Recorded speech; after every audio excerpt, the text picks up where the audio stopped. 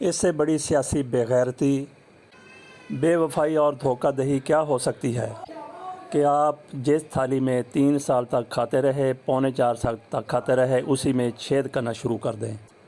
लोग कॉल देते हैं तो नभाते नभाते अपनी जान दे देते हैं, लेकिन पाकिस्तान की सियासत में क्या होता है, एक तरफ लालच देखा तो उसी तरफ लुढ़क गए।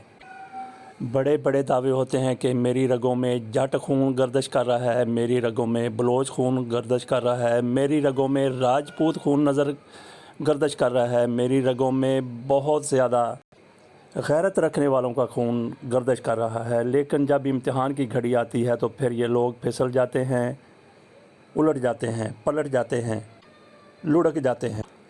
ये बहुत कुछ हमें अदम एतमाद की तहरीक जो इमरान खान के ख़िलाफ़ है उसमें नज़र आया। इस तहरीक में हमें जाट भी खाट बने हुए नज़र आए। Army chief general Qamar Javed Bajwa को मियां नवाज शरीफ ने धमकी दी कि मैं आपको देख लूँगा, आपसे निमट लूँगा। आज की जो सूरत हाल है, जनरल कमर जावेद बाजवा का जिस तरफ रुझान है, जिस तरफ दबाव है, जिस तरफ उनका झुकाव है, लगता है कि उनकी भी फूंक निकल गई है, उनकी भी पूँ बोल गई है। नवाज शरीफ की धमकी कारगर हुई है, काम कर गई है। इस्लामाबाद में हमारे दोस्त मेजर नज़ीर अहमद फ़ारूक हैं, उन्होंने जट्टों के हवाले से कहा, पक्का भांडा तिड़दा नहीं। अगर पक्का बर्तन बनाया गया हो, कमिहार जो बनाते हैं, तो वो तिड़कता नहीं है, उसमें दरार नहीं आती, वो तिड़ता नहीं है। पक्का भांडा तिड़दा नहीं, पक्का जट थिड़दा नहीं। थिड़ का मतलब यह है कि वो थिड़कता नहीं है, इधर उधर नहीं होता, डरता नहीं है। लेकिन जनरल कमर जावेद बाजवा मियां नवाज शरीफ की धमकी में आकर ऐसे खामोश हुए कि वो असूली मौक़िफ़ भी अपनाने से कासर हैं। पाकिस्तान की लुटिया डूबती हुई देख रहे हैं। पाकिस्तान में अमरीकी मुदाखलत पर खामोश ही नहीं बल्कि उन लोगों का साथ दे रहे हैं जो अमरीकी साजिश का आला कार बने हैं। बात हमने शुरू की थी सियासी गैरत की। आज हमारे सामने कई बयानात हैं, इनमें से एक खालिद मकबूल सदीकी का है। अल्ताफ़ हुसैन की मतरूका MQM के वो सरबराह हैं, उनकी तरफ से कहा गया है इस बार ख़ुद को मनवाया है, बेचा नहीं है। तहरीक अदम एतमाद के दौरान अगर सबसे बड़ी सियासी बेगैरती की है तो वो फिर सियासी बेगैरती की मैं बात कर रहा हूँ, वो MQM की तरफ से की गई है, खालिद मकबूल सदीकी की तरफ से। इक़्तिदार के झूले झूलने के लिए ये PTI की हुकूमत में शामिल हुए, पौने 4 साल तक उनका साथ दिया, और जब देखा कि उनकी लुटिया डूब रही है, अदम एतमाद उनके ख़िलाफ़ आ गई है, तो अपना मुफाद देखते हुए पीपल्स पार्टी का, PDM का, अपोजिशन का साथ देने का फ़ैसला कर लिया।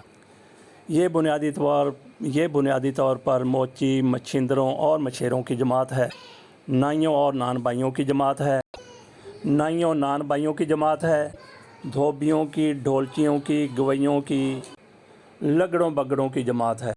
इस जमात की तरफ से ये अपने किरदार से साबित किया गया है। अगर ये गैरतमंद लोगों की जमात होती तो कभी भी ये एक से दूसरी तरफ ना जाते, और ये इनका पहला वाक़या नहीं है। कई बार ये अपनी हमदर्दियाँ बदल चुके हैं, अपनी वफ़ादारियाँ तब्दील करके एक से दूसरी तरफ जा रहे हैं। सबसे पहले एक मजबूत जमात की सूरत में ये 1988 के इलेक्शन में सामने आए थे। इन्होंने पीपल्स पार्टी की हुकूमत का साथ देने का फ़ैसला किया। अल्ताफ़ की कौमी मूवमेंट, अल्ताफ़ की MQM ने बेनज़ीर भुट्टो की हुकूमत का साथ देने का फ़ैसला किया, और फिर इन पर गद्दारी के साए इस तरह पड़े कि मियां नवाज शरीफ तहरीक अदम एतमाद लेके आए तो ये बेनज़ीर भुट्टो का साथ देकर रातों रात मियां नवाज शरीफ के साथ शामिल हो गए थे। और आज एक बार फिर इन लोगों ने यही किया है, और इसको असूल का नाम दिया जा रहा है। कोई शर्म होती है, कोई हया होती है, कोई गैरत होती है, कोई वफा होती है, जो इन लोगों में नहीं है। किस लिए नहीं है? कि क्योंकि ये बेकिरदार किस्म के लोग हैं, मोची हैं, नाई हैं, ढोलची हैं, मछेरे हैं, गवैये हैं। इनसे इससे ज़्यादा की तवक्को नहीं की जा सकती।